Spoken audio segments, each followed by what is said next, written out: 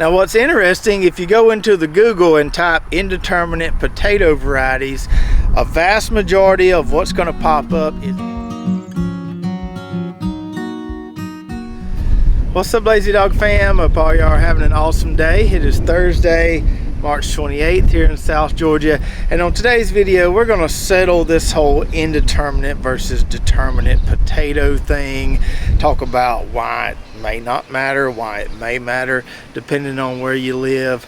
Also going to try to heal some of our raised bed potatoes, try to add some soil to those beds if we can, and if we have time later in the video we're going to try to get some squash planted in one of our raised beds. So we got some mighty fine looking tater plants out here. Couldn't be happier with how these are looking at this stage in the game. A couple weeks ago we came in here and side dressed and healed most of these taters, and we kicked off a little experiment on this row where we only healed half the row, left the other half unhealed.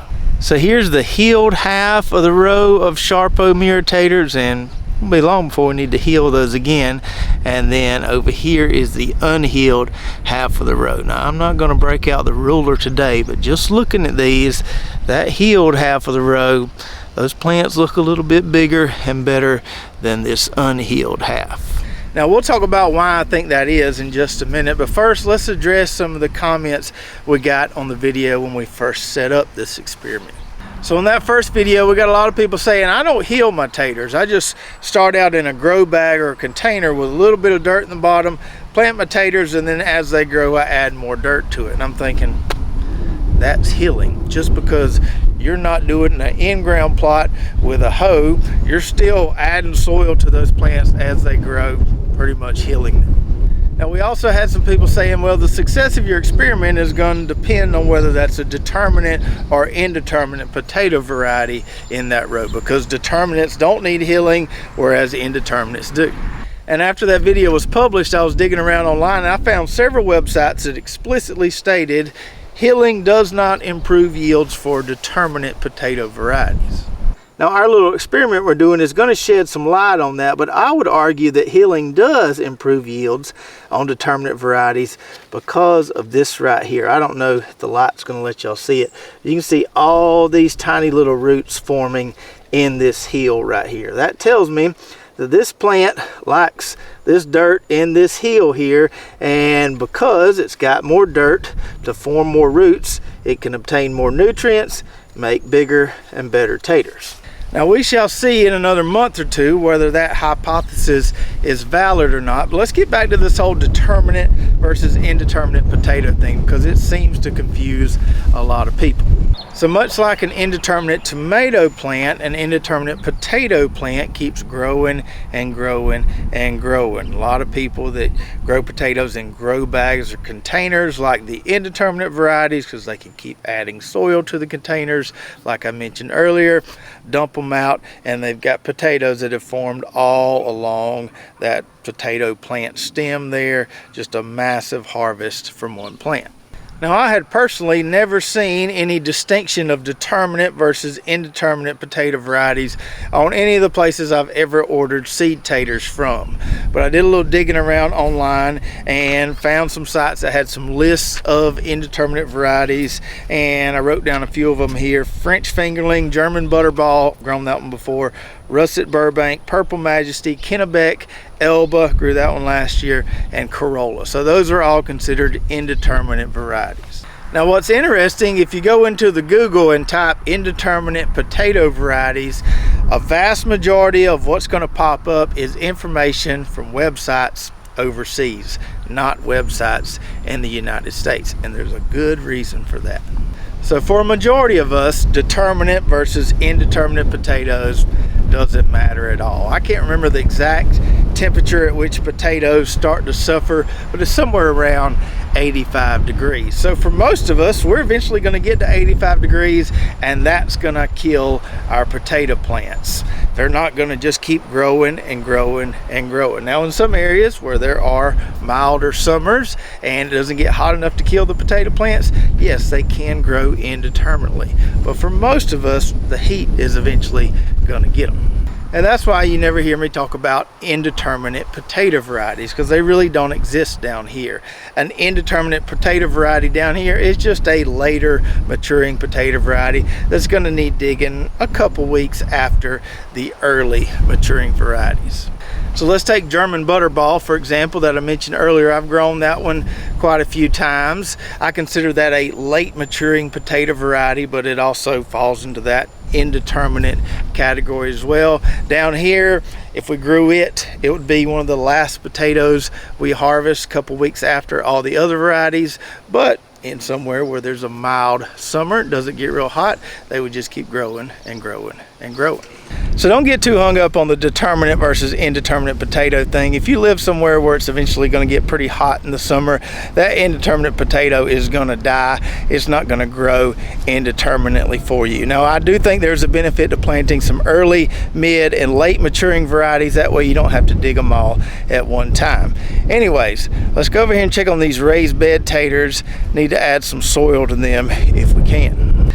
So it's hard to believe by looking at these plants here that these have only been in the ground a month and a half. These things are growing so fast. I don't know if this is Charlotte or Rose Gold that's blooming here, but one of these varieties is blooming. We planted both Charlotte and Rose Gold in this bed. Can't remember which variety went on which side of the bed. But these plants are just going crazy in here. We almost need a trellis for them, because I know pretty soon they're going to get so tall they're going to start falling over. Now, because these raised beds are almost all the way filled with soil, we're not going to be able to heal these like we did our in-ground potatoes, but we're going to try to add some compost in there, try to sprinkle some between those plants, give them a little more support considering how fast they're growing. So I've got a few bags of mushroom compost that I'm going to bust open in my wheelbarrow here. Now, this is the same Black Cow brand that you'll find in the yellow bags at your big box store. For some reason, this I get from a local greenhouse supply store. Comes in white bags, but it's the same stuff that you'll also see in the yellow bag. Now, because I've got such a jungle of tater plants here, I can't just shovel this stuff into the bed. I'm going to have to be a little more delicate with it. So I'm going to take my coffee can here, and I'm just going to try to sprinkle it between these plants here. Get as much in there as I can. Alright, so not a super duper healing by any means, but this should help stabilize these plants, especially as fast as they're growing. I know inevitably they will spill over the side of this bed. We're just prolonging the inevitable by adding some compost there. And in case you're wondering why we didn't add any coop grow before we did that, like we did with our in-ground taters, I had already added some about a week ago. I sprinkled some on both of those beds, and as you can see by the color of the plants, soil's pretty fertile. I think they're good for right now. And then last thing on the to-do list today is to get some squash planted in this bed right here. Last year we grew 3 or 4 squash plants in another one of those tall beds. Worked great, so we're going to do it here in this bed this spring. And this is the same bed that had a really dense cool season cover crop in it. Just a couple weeks ago we showed you how we terminate that by chopping it, flipping it, and then covering it with more soil.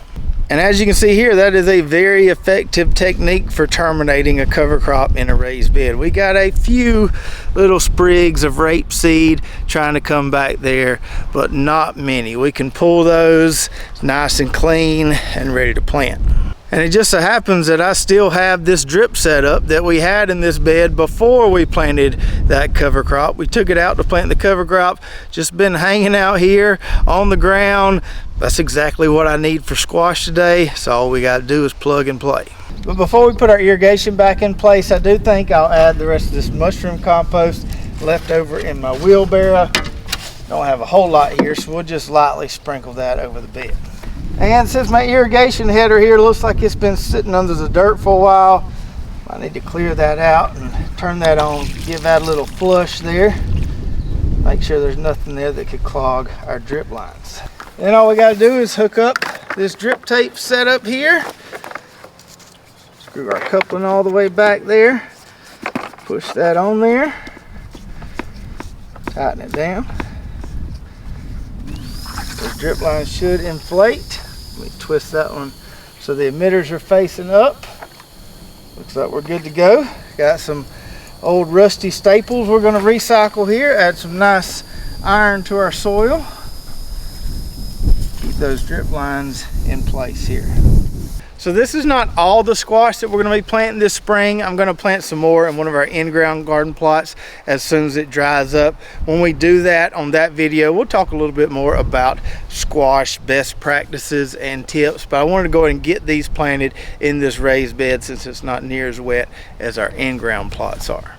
So today we're going to be planting this variety, which we have on our website, called Golden Glory Zucchini. It's a yellow zucchini, really productive, really good tasting variety. The unique thing about this variety is that it has been shown to be parthenocarpic, which means it doesn't need pollination.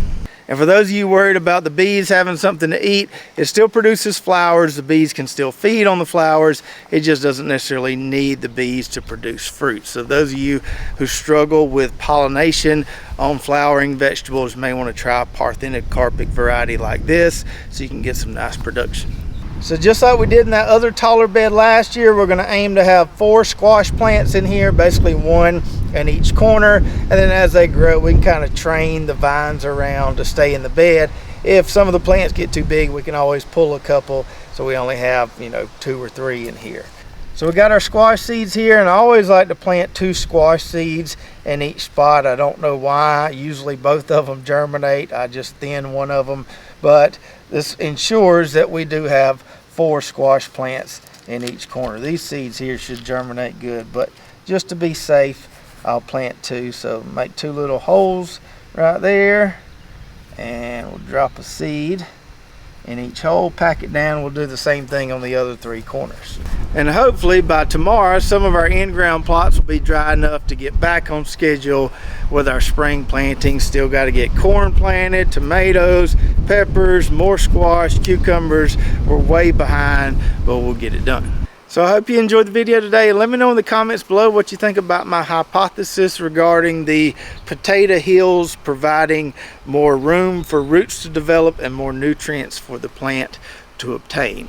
As always, you can find those seeds I mentioned earlier and a lot of the other products we use on our website at lazydogfarm.com. And if you want to see us plant those potato plants that are looking so good right now, you can do that by watching this video right here. So check that out, and we'll see you next time right here at Lazy Dog Farm.